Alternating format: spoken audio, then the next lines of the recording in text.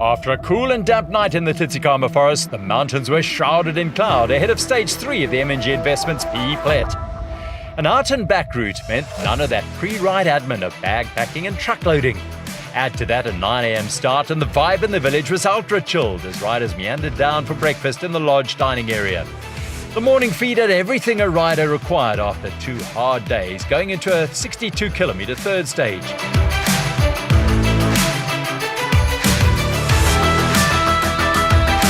Things were looking up, the sun was getting the better of the clouds. 2 days done and 2 to go, and the stage race gurus and multi-day novices alike had settled into the rhythm of the event.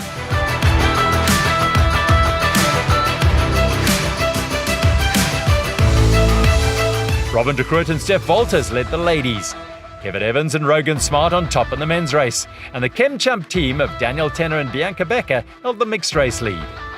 This year has been much harder. Obviously, we've been leading the mixed team and you can feel why it's so much harder.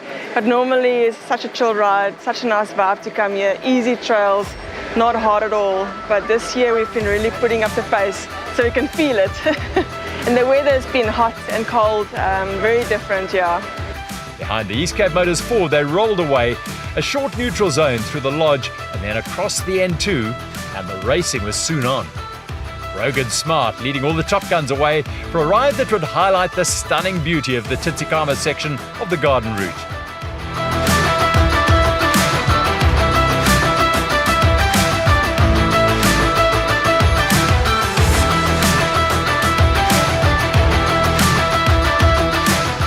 Solo boss Alex Lawrence put in a surge and took Evans and Smart along with him.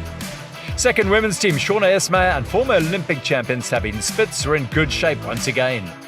Becker and Tenner in the mix were expecting a tough day out. There wasn't much between them and their closest rivals.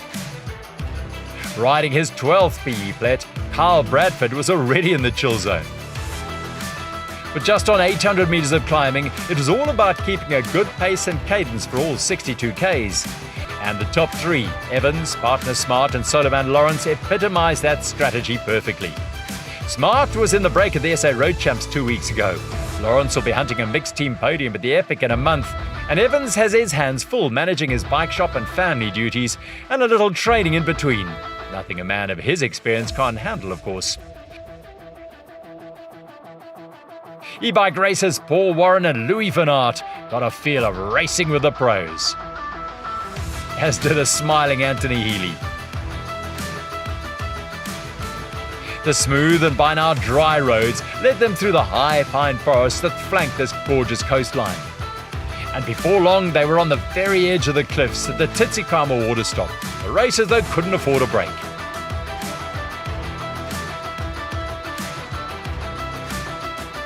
Once more, Bruce Campbell was dragging partner Dan Howards for all he was worth as they chased the leaders.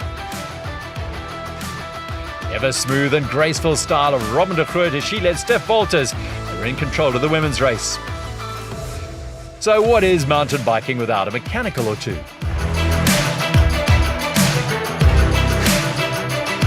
Third in the women's race, Ronita McKenzie guiding Layla Schwellnus around her first mountain bike stage race as they pedalled along the most dramatic of coastlines.